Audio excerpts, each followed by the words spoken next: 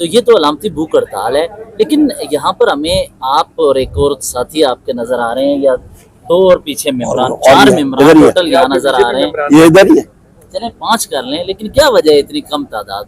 बिस्मिल्लाहिर्रहमानिर्रहीम। मैं सबसे पहली बात ये बात करूं कि जो इंस्ट्रक्शंस दी थी हमने सिर्फ 5 की दी थी। सबसे पहली बात अलामती भूख हड़ताल के हवाले से, ये अलामती भूख हड़ताल है इसलिए मैंने कहा है। और दूसरी अहम बात ये कि हमने पूरे मुल्क में कहीं पे नहीं की, हमने सिर्फ यहाँ का कहा था, और ये रोटेशनल बेसिस पे है क्योंकि इस वक्त कमेटी मीटिंग्स भी जारी है, लोग अपने हल्कों में भी गए हुए हैं, आ रहेंगे, तो हमारा रोस्टर चल रहा है। तो लिहाजा आप यहाँ पे देखेंगे कभी तादाद ज्यादा होती है, कभी 5 पर। हमने जो तादाद जो फिक्स की हुई है वो 5 की थी, शुरू में तो मैंने फिक्स की थी। अच्छा, इसके अलावा बात कीजिए मौजूदा हालात की, तो मिलिट्री के साथ बातचीत के हवाले से बानी पीटीआई ने कहा कि एक नुमाइंदा मुकर्रर हो, तो वो तो नहीं चाहते मुज़ाकरात किसी सूरत में पीटीआई से, वो तो इंतशारी टोला आपको कह रहे हैं। कोई चाहे या ना चाहे, हमारी सेहत पे क्या असर पड़ता है? हम तो कहते हैं ना, कोई पेड़े या कोई आटा तो हमें घर नहीं बेचता, हम लोग अपने काम पे लगे रहेंगे। अल्लाह खैर सलाह।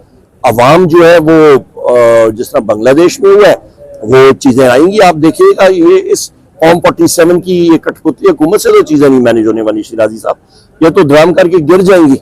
और ये बात याद रखिएगा, अवाम की ताकत के सामने कोई नहीं खड़ा होता भाईजान। वहाँ अवाम की ताकत होगी, अवाम पाकिस्तान तहरीक इंसाफ और वजीर आजम इमरान खान साहब के साथ है। मैं चैलेंज करता हूँ, हमने स्वाबी में इस गर्मी में जलसा करके दिखाया। हमारे रस्तों में रुकावटें थी, पंजाब की हुकूमत की बहुत सारी जगहों पे थी, सिंध में थी, लोग आए, मीलों तक आए, 3 लाख से ज्यादा नफरी थी।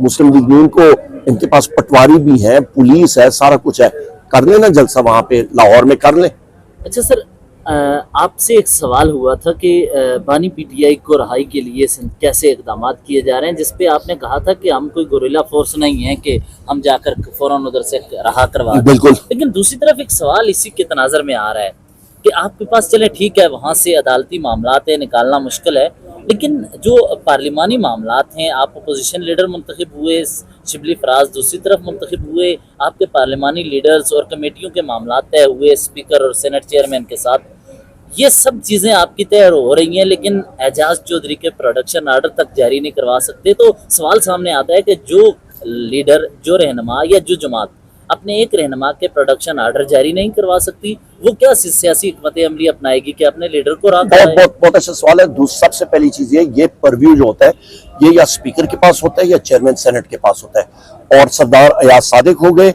या आपके चेयरमैन सेनेट हो गए, गिलानी हो गए, इनके ऊपर हमारा शदीद गिला है। और मैंने फ्लोर ऑफ द हाउस पे कहा है और मैंने ऐसे भी कहा है, सरदार अयाज सादिक साहब को मैंने कहा है, मेरा गिला था, मैंने कहा जी आप ये तीसरी बार स्पीकर मुंतखब हो रहे हैं, ये हाउस का तकद्दुस रखना आपकी जिम्मेदारी है, आप इसमें गाफिल है।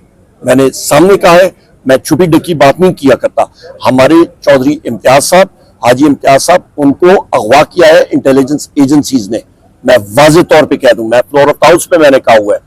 और उनको उन पे झूठा पर्चा किया गया कि जी उन पे फायरिंग करके उनके साथियों ने तो उनको ले गए, नहीं, इंटेलिजेंस एजेंसीज ने फायरिंग की, उनको वहां पे लेके गए। वो मिसिंग, वो आपके इन्फोर्स डिसअपीयर्ड पर्सन है, सिर्फ एक वजह से कि वो अपने मौकफ से नहीं हिल रहे हैं, क्योंकि वो उन 41 मेंबरान में जिन्होंने एफिडेविट जमा कराया था पाकिस्तान तहरीक इंसाफ का, और उससे पहले इलेक्शन के दौरान से पहले उनको, उनके बेटे को भी अगवा किया गया था, उन्हें तशद्दुद सा है। गुज़िश्ता चंद माह में हमने देखा कि सुप्रीम कोर्ट की जानिब से ये ऐसा तासुर मिल रहा है फैसलों के बाद कि पार्लिमान बालादस्त है।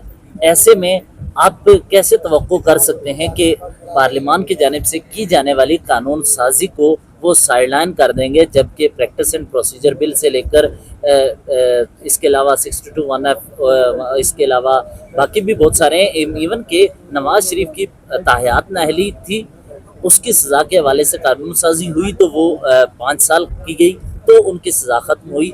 ये सब चीज़ें पार्लिमान को सुप्रीम कोर्ट ने कहा कि यहाँ की कानून साजी वो बरकरार रहेगी। तो ऐसे में तो आपकी मखसूस नशिस्तों भी हमें मिलती हुई नजर नहीं आ रही, तो कैसे एतमाद होगा? देखिए शिराजी साहब, सबसे पहली चीज है यहाँ पे इन्होंने रेट्रोस्पेक्टिव इफेक्ट के साथ किया। और जब ये गवर्नमेंट के लोगों से मैंने पूछा, मैंने कहा भाई आपको उजलत क्या है, तो कहते हैं जी सच्ची बात है, हमारे ऊपर प्रेशर है। किसका प्रेशर? वज़ीर आज़म का, कि नहीं जी आप जान जाएं। परेड ग्राउंड में लेफ्ट राइट को नवीद कमर को आज मैंने कहा ना, उन्होंने कहा जी हम तो गवर्नमेंट में नहीं है। मैंने कहा जी जिस वक्त आपको परेड ग्राउंड में खड़ा होकर अटेंशन किया जाता है तो आप एक हो जाते हैं, तो लिहाजा इनको वो इस चीज के लिए पीटीआई के खिलाफ इनको एक अभी किया हुआ है, तो पर सुप्रीम कोर्ट में इंशाल्लाह जाके यहाँ पे इसकी रेक्टिफिकेशन हो जानी चाहिए, क्योंकि इसमें रेट्रोस्पेक्टिव इफेक्ट का जो अमल है वो गलत है, आइन और कानून के खिलाफ है। किए जाने वाले वो करने वाले ऐसा लेफ्ट राइट करवाने वाले वो तो बहुत बेहतर मालूम हो रहे हैं, आप तो उनसे बातचीत भी करना चाहते हैं। नहीं, हम लोग किसी से बातचीत इस तरह नहीं करना चाहते हैं, वो खुद इंशाल्लाह मेरी बात याद रखेगा। बांग्लादेश में आप देख लें क्या हो रहा है, तो यहाँ पे पाकिस्तान में पिछले दिनों एक बड़ा जबरदस्त बज़वर्ड चल रहा था, बांग्लादेश मॉडल। तो चुप लो ना, बांग्लादेश मॉडल देखो की हो रहा है, पता लग जाएगा। आपका बहुत शुक्रिया जी।